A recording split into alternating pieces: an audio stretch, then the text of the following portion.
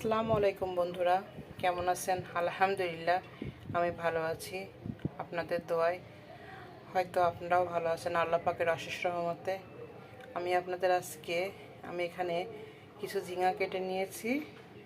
ঝিঙা দিয়ে আমি ছোলার ডাউল দিয়ে রান্না করে দেখাবো। তো বন্ধুরা দেখুন, আমি ডাউলটা ভিজিয়ে রেখেছিলাম। এটা আমি এখন প্রেশার কুকারে দুটা সিটি দিয়ে নিব। বন্ধুরা, আমি প্রাইভেটটা গরম দিয়ে দিয়েছি। এখানে আমি কিছু পরিমাণে তেল নিব।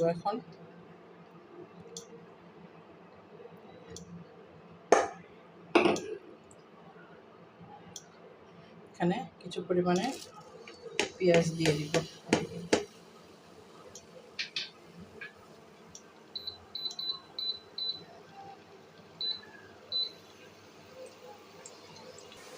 এখানে আমার পেঁয়াজটা ব্রাউন কালার হয়ে আসছে।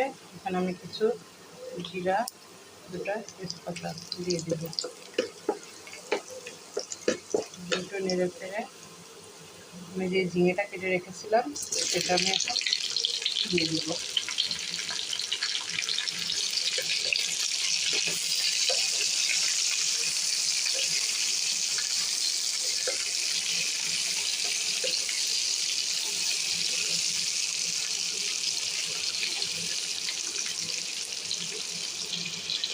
আমি এখন পরিমাণ মতো লবণ দিয়ে দিব।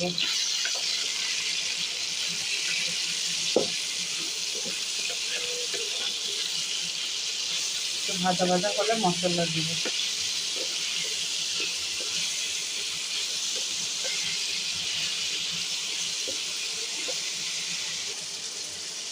এখানে আমি কিছু রসুনের কোয়া দিয়ে দেব।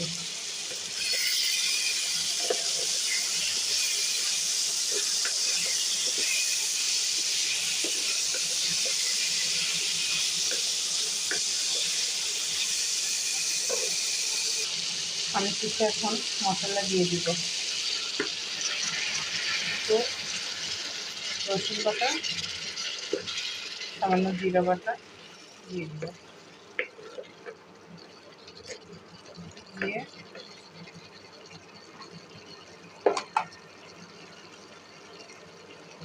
এক চামচ মরিচ গুঁড়া, এক চামচ হলুদ গুঁড়া কষিয়ে নিব।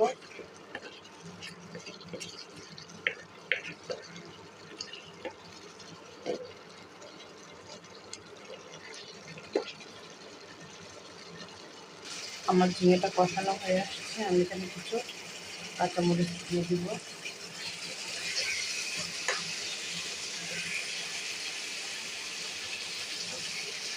কারণ ঝিঙে অনেক সফট তরকারি সবজি,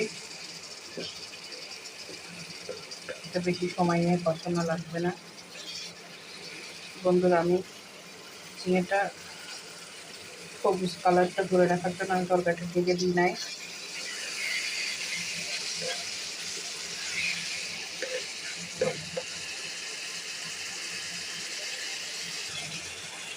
আমার ঝিঙেটা কষানো হয়ে গেছে। বন্ধুরা, আমি ছোলার ডাউলটা সিদ্ধ করে রেখেছিলাম সেটা এখন দিয়ে দিব।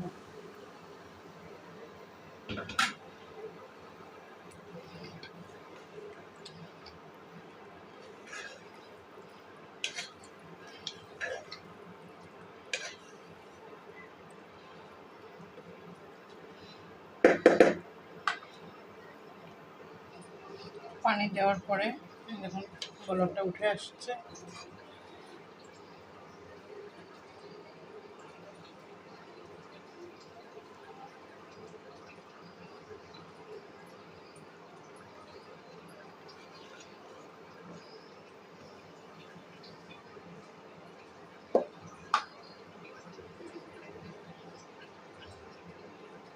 তো বন্ধুরা, আমার ঝিঙে ডাউল হয়ে গিয়েছে।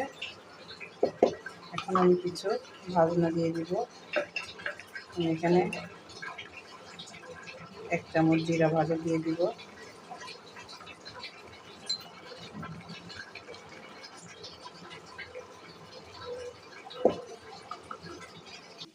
তো বন্ধুরা, আমার ঝিঙে ডাউল হয়ে গিয়েছে। আমি এখানে কিছু পেঁয়াজ বেরেস্তা দিব।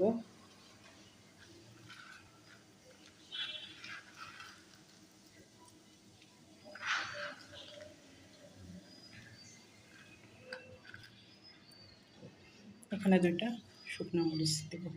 এটা ডেকোরেশনের জন্য, এটা আপনারা যার যার ইচ্ছা মতো।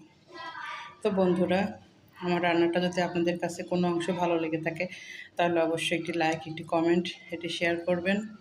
প্লিজ লাইক দিয়ে ভিডিওটা দেখা শুরু করবেন।